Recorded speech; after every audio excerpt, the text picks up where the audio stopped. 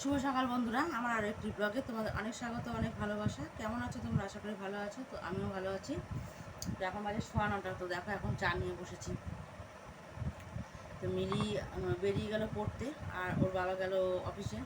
তো ওদেরকে আগে করে দিলাম, আর উঠতে অনেকটা দেরি হয়ে গেছে, আর বাসি কাজকর্ম সারতে সারতে অনেকটা দেরি হয়ে গেছে। আর এদিকে দেখো বিছানাটা গোছানো হয়নি। তো মিলি বেরিয়ে গেছে, তো ওই বিছানাটা গোছায়। চাটা খেয়ে দাও, বিছানাটা গোছাবো। আর পুতুল দেখো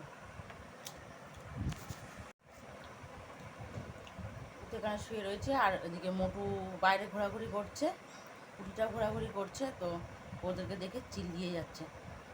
তো চলো চাটাকে খেয়ে নিই, এবার বাকি কাজকর্ম সারবো। আর আজকে সারাদিন কী করবো না করবো তোমাদের সঙ্গে শেয়ার করবো, দেখতে থাকো। তো দেখো বিছানাটা গুছিয়ে নিলাম, তো চাদরটাকে তুলেছি, চাদরটা এখন আর পাতিনি, এখন আর পাতবো না। দেখো পুতু কী করেছে, বাইরে তো মেঘলা হয়ে রয়েছে। তো বাইরে তো মেঘলা হয়ে রয়েছে, আর পুতু দেখো বিছানার মধ্যে হিসু করে দিয়েছে। তো চাদরটা এখন পাতবো না, কারণ হাওয়াতে একটু শুকা, আর বাইরের মেঘ, কারণ রোদ নেই, তার রোদের রাত দেওয়া যাবে না এখন। তো আর দেখো বাড়ির স্কুলের এখানটায় গুছিয়ে রেখে দিলাম, আর চাদরটা নিয়ে নিয়েছি ধোবো বলে। আর এদিকে তো বাজার হাট করলাম টুকটা, তো চলো দেখিয়ে দিই তোমাদেরকে। তো দেখো এদিকে নিয়ে নিয়েছি আর কি মাছ। তো সকালবেলা তো এখানে এসেছিলো কাতলা মাছ, তো আমি তো কাটা পোনা নিই, যেহেতু আমার থালিতে কাটা পোনা রয়েছে। যাই হোক, না পেলে যা হয় আর কি। তো একটু কাতলা মাছের পেটি নিয়ে নিয়েছিলাম। দেখো কাতলা মাছের পেটি নিয়ে নিয়েছি। আর এদিকে হচ্ছে একটু মাছের তেল ছিল, তো মাছের তেলটাও নিয়ে নিলাম। তো দেখো মাছের তেলটা একদম পরিষ্কার।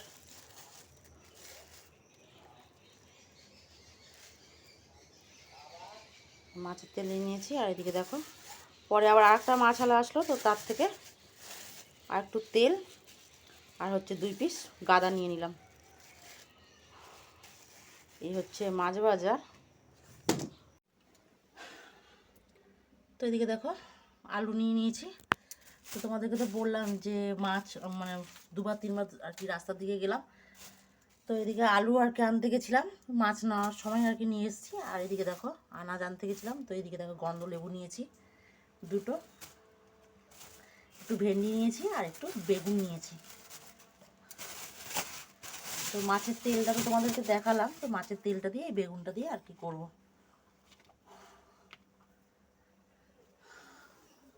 আর এদিকে দেখো মাংসটা প্রায় হয়ে এসছে। আর এদিকে হচ্ছে পটল আলুর তরকারি।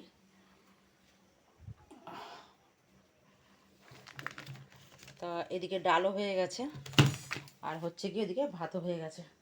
আর এদিকে এখন তেলটা ধোয়া হয়নি, তো মাছটা ধুয়ে রেখে দেবো, যদি অর্ডার আসে তবে আর কি মাছটা করে দেবো। আর তেলটা ধুয়ে এখন তেলটা রান্না করব। তো চলো রান্না বান্না করে নিয়ে, কালকে দেখো একটু ভাত ছিল, তো সেটা একটু গরম করে নিলাম, আমি আর মিলি খেয়ে নেব। আর এইসব এখন বাজে হচ্ছে 11:30। তো আমি এখন টিফিন খেলাম, সকাল থেকে একটু টাইম পাইনি এদিক ওদিক করতে করতে। আর এদিকে দেখো বাসন কোসন পড়ে রয়েছে, তো এদিকে কিছুটা সেরে তারপর বাসন কোসন আর কি ধোবো। আর এদিকে তো চাদরটাও রয়েছে, পুতু হিসু করে দিয়েছে, তোমাদেরকে তো দেখালাম। আর পুটি দেখো এখানে এসে এসে বারবার শুয়ে রয়েছে।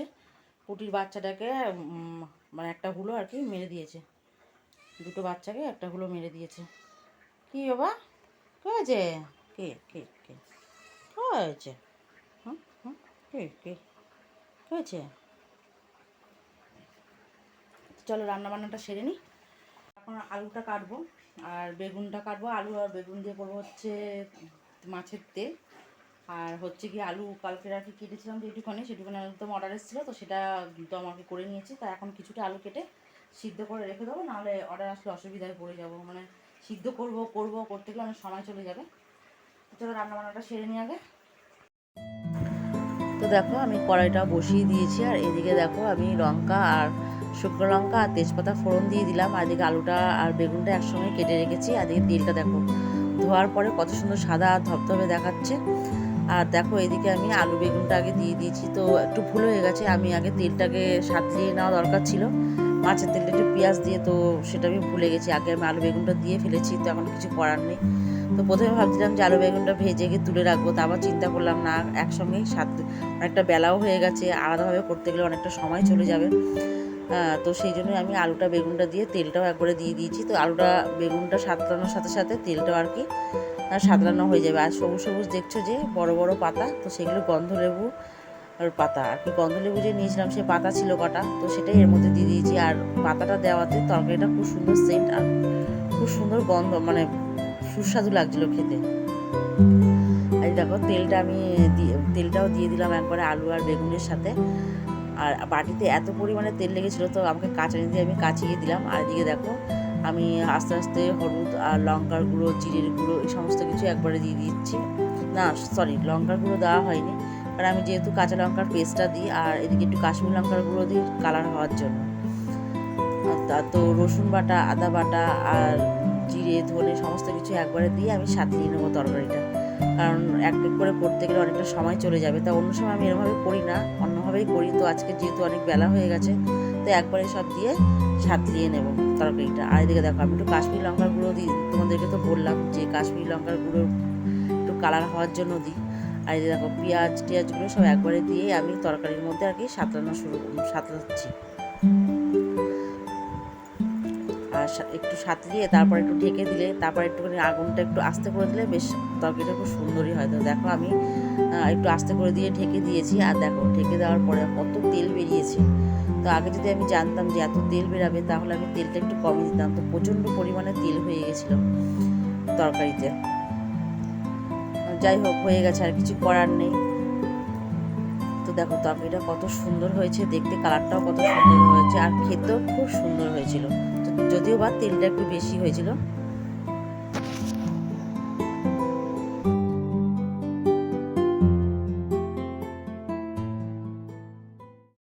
তো এখন বাজে আড়াইটে কি 2:45 হবে। তো এখন আমি রান্নাটা শেষ করলাম। আর এখন এই গ্যাসটা পরিষ্কারই আছে, তাই আবার একটু সার্ফ দিয়ে আর কি মুছে তারপর যাবো স্নানে, আর কড়াটা মাজবো। তো চলো কাজটা সেরে নিই, তারপর খাওয়া দাওয়া করবো।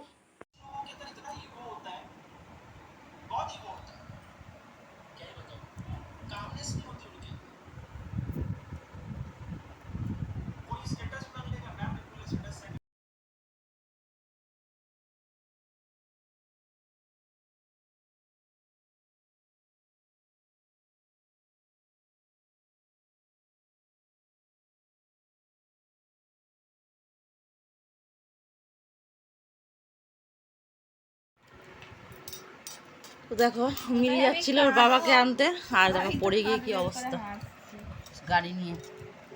কাজ কর দেখি কেমন ইয়ে হয়ে গেছে, সাদা মতন গোল মতো হয়ে গেছে, কত টাইপের হয়ে গেছে এখানটা। আর কালো মতনটা কি আমি কি জানি, বুঝছে না তো।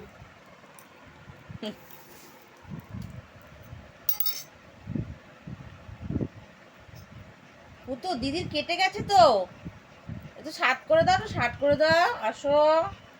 ওই যে দিদির লেগেছে মা।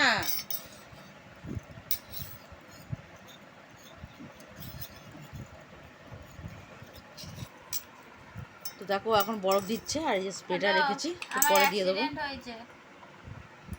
মা কালী দিব্যি বলছে আমার পায়ে গাড়ি পড়ে গেছে, আমি বরফ দিচ্ছি। আরে মুছছিস কেন? এবার এটা আমি মুখটা মুছবো, আমার দে একটু দে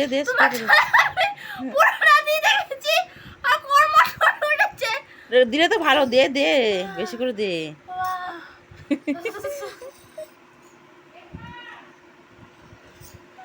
তুমি ভালো না, তুমি আমার ভালো চাও না, বেশি করে দে। দেবই না, বেশি করে দিলে। আমি দিয়েছি তখন এতটার মতো দিয়েছি। তো মুছে ফেললি তো। না আমি মুছিনি। এবার দে, এবার কিছু হবে না, ব্যথাটা কমবে রে বাবু। বাবা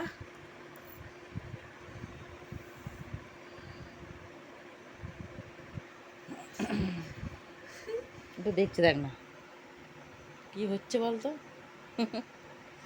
দিদি লেগে গেল, দিদি কি করছে? তো দিদি লেগেছে তো মা। দিদি কি করছে বলো তো?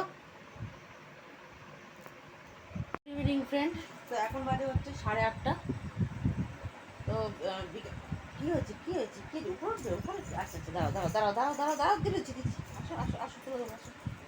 আসো তুলে দিচ্ছি, আসো।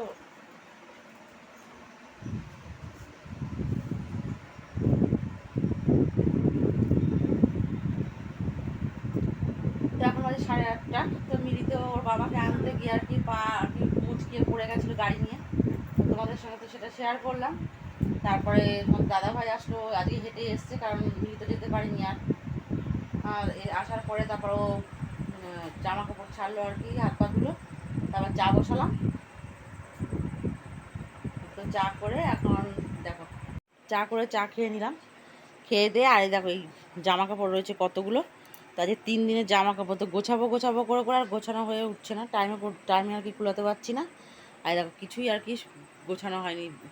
ব্যাগ নিয়ে গেছি বাপের বাড়িতে, তো ব্যাগটা ওখানে রয়েছে। আর এদিকে তোমার দাদাভাইকে যে গেঞ্জি জামা দিয়েছে, ওই কি আর মুখে দেখতো। তো এগুলো এখনও পর্যন্ত আলমারিতে ঢোকানো হয়নি, আর মেশিনের উপরে দেখো 1 হাঁটু হয়ে রয়েছে। তো এগুলো এখন পরিষ্কার করব, মানে গুছাবো, গুছিয়ে তারপরে ঘর দরগুলো পরিষ্কার করব। তো চলো কাজ বাজটা সেরে নিই, তারপরে যা করার করব।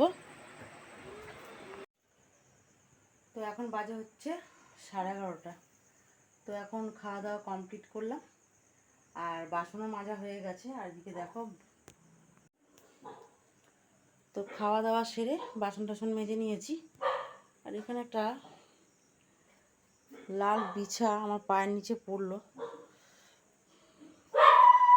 দেখছি না, যে কামড়ায়নি, ভাগ্য ভালো। আর এদিকে দেখো তোমাদের দাদা ভাইয়ের এই মুদিখানা নিয়ে এসেছিলো, তো সেগুলো কিছু গোছানো হয়নি, তো শুয়েছিলাম। তো এখন এই কটা আর কি ড্রামের মধ্যে ঢুকিয়ে রেখে তারপরে শুতে যাব। চলো আজকের মতন গুড নাইট সবাইকে। সবাই সুস্থ থাকবে, ভালো থাকবে।